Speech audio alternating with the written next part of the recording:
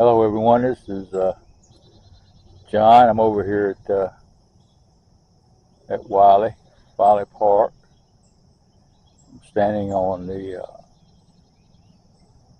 Carolina Thread Trail. I know it don't look like much, but when it's cleaned up, it's really nice. Today is July 31st, 2026. It's right at about 8 o'clock in the morning. I'm making this video. It's actually a plea for help to save Wylie Park. I've been at this 10 years, and I'll give you a little history. Wylie Park is the oldest park in the city of Chester. Matter of fact, we're located about a mile from downtown. It was given to us by a man named Joseph Wylie in 1899. It's 50 acres, so it's a large park. Wylie wasn't a wealthy man. He started out poor and worked his way up. And when he passed, right before he passed away, he willed the park, which is, like I say, nearly 50 acres, to the citizens of Chester, not to the government. He also appointed 3 park trustees to make sure his wishes were carried out. I came here first time in the 1960s. As a kid, I'm 75 years old, and then I came back about 2016,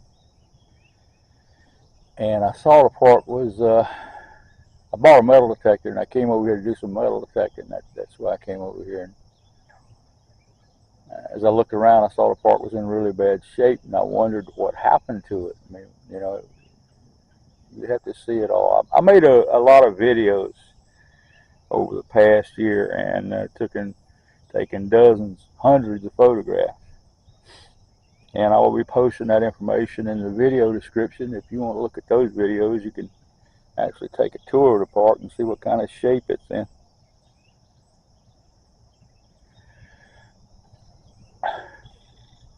2013 is about the time the park started going downhill. They had a parks director who took care of the park. I mean, he took care of the pool and the tennis courts and the 18-hole putt-putt golf course, and took care of this trail, and actually built a couple of more trails that this trail connects to. And for some unknown reason, 2013, this city fired him. The city leases the park, holds a 99-year lease on the park. And that began around 1970. For the first 70 plus years, the people who owned the park took care of the park. But then there was the idea if they deeded it over to, if they had the city lease it, then the city would maintain it. And that worked well from 1970 to 2013. But from 2013, it became a disaster.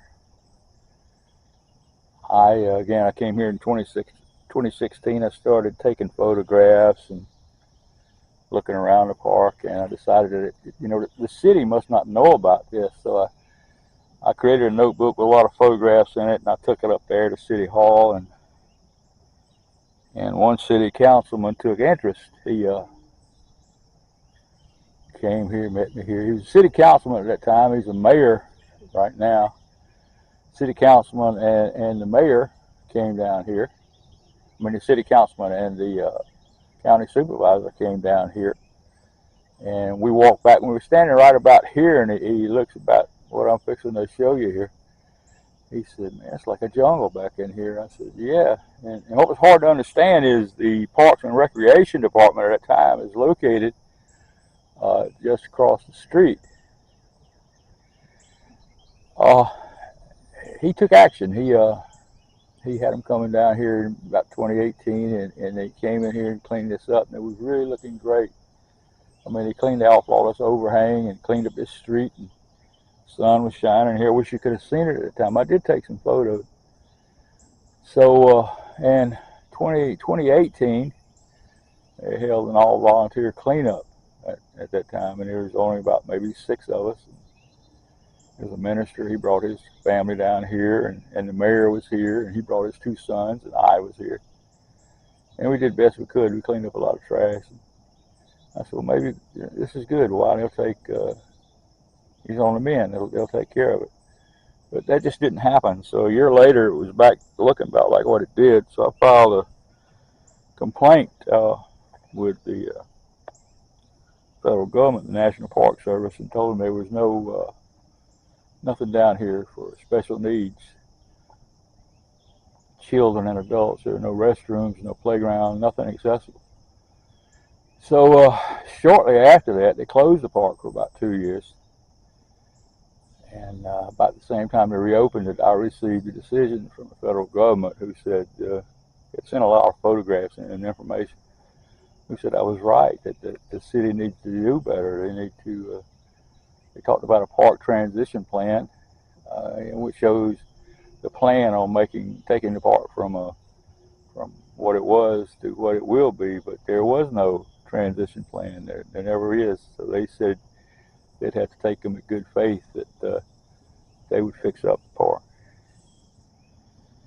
And the playground was built, and it's smaller than the original, but they do have a handicap accessible swing, and they built a sidewalk around it where special needs kids can get in there. But once again, once the reporters left, the park started going back downhill. By 2024, it was about to looking like it always had. So I filed another complaint. They told me they were too busy and that I should contact an attorney. Well, I'm 75 years old, and most attorneys won't. And I'm all alone in this. Most of my family, immediate family, has passed away, and so I'm alone in this.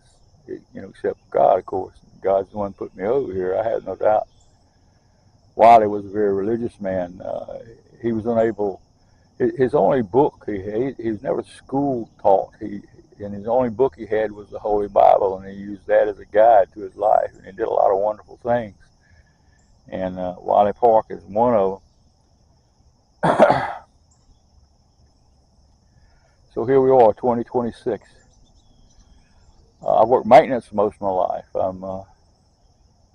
have a journeyman's card in heating and air, and I'm a journeyman electrician. I graduated from a local technical college with an associate degree in maintenance.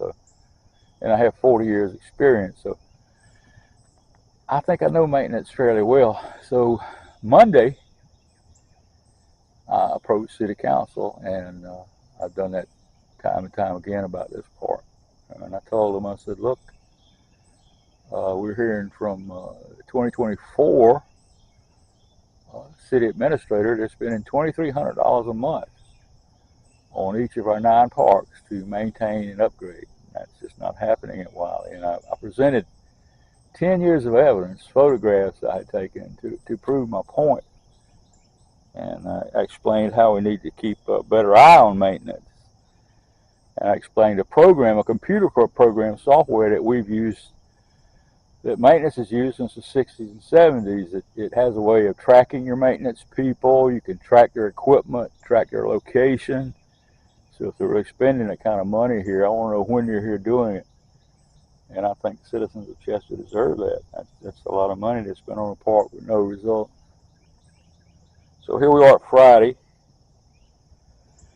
I haven't heard anything back from them where they want to adopt the program. And the thing I got from the mayor was, well, the city was in the red, now we're in the black. We're going to hire new people, and I guess it'll all be better some other, in the future.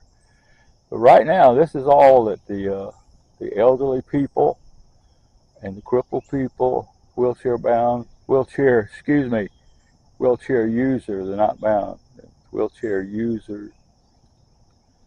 And if you want to ride your bike or you want to jog,